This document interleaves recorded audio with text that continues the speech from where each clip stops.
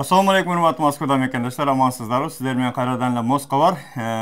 Бүгүн күнгө 16 апрель, жекшемби туугандар, дем алышыңыздар жакшы улансын. Туугандар, Орозонун календары боюнча бүгүн 25-күнү Орозонун. Ифтар убакыты 19:43 өткөндө. Ал эми тарайык намазы 21:38 өткөндө окулат.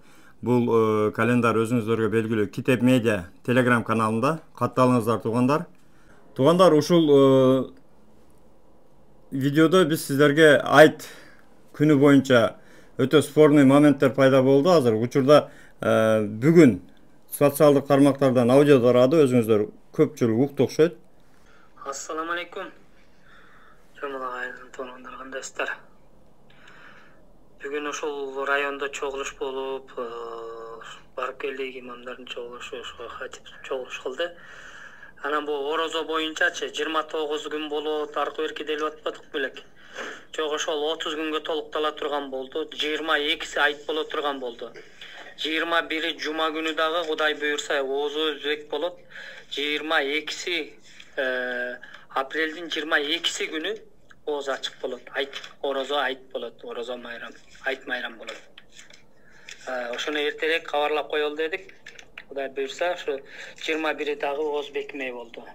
30 күнгө толукталмай болду.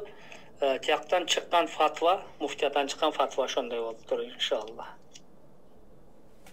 Мына туугандар, өзүңүздөр уктуңуздар. Демек, Кыргызстанда эми бул аудио канчалык чындыкка дал келерин билбейбиз, бирок ушул аудиодо айтылып кеткендей, Кыргызстанда 30 күн орозо болот экен. Ошондо Кыргызстанда 22 апрель күнү айт экен. Ал эми Россияда 21 күнү айт, 21 апрель жума күнү айт деп жүрөт. Анткени мына көпчүлүктүн үйүндө турат, мында календар илинип турат. Ушул мусулмандар дин башкармалыгынын Россия Федерациясында өкүлчүлүгүнөн чыккан Манас диний коомуну, Манас диний окуу борборунун жамааты менен биздин Сүйүнбек ажы Жусубалиев ушул окуу жайын баштап турат. Ушул календарда мына мисалы туугандар 29 күнү 20 апрелдин бейшемби күнү акыркы орозо, 21 апрель орозо айт деп жазылып турат. Туугандар, ушул боюнча мен Сүйүнбек ажыга азыр чалсам албады. Официальный жообун дагы сиздерге чыгарабыз буйруса жооп берсе. Негизи Россиянын чечими боюнча, Россиянын диний өкүлчүлүгүнүн фатвасы боюнча 21 апрель айт. Москвада 21 айт майрамдалат жума күнү. Андыктан эми Кыргызстандын графиги менен, Кыргызстандын эрежеси менен Россиянын эрежеси туура келбей калышы мүмкүн. Күндөн айырма бериши мүмкүн. Эми ал жогоруда турган илимий алым уламалардын арасындагы мамиле, алар кимиси туура, кимиси туура эмес, бизге белгисиз. Негизи 21-де болот, 22-де болот. Биз эми катардагы орозо кармаган мусулман адамдар катары, мисалы, Россиянын фатвасыга баш ийебиз, себеби биз азыр учурда Россияда жашайбыз. Эгерде Москвада жума күнү айт майрамы окулса, демек ошол айт майрамга барабыз. Айт намазга барабыз. Жума күнү таңгамал буйруса.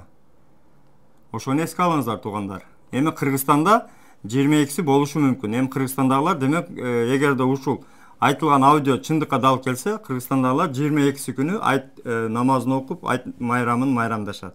Ал эми Москвадагылар 21 апрель күнү, жума күнү буйруса айт майрамы болот.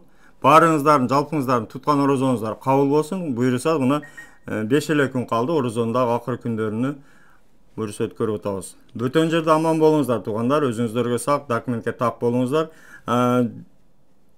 Сүйүнбек ажынын жообуну да буйруса официально чыгарабыз, иншаллах.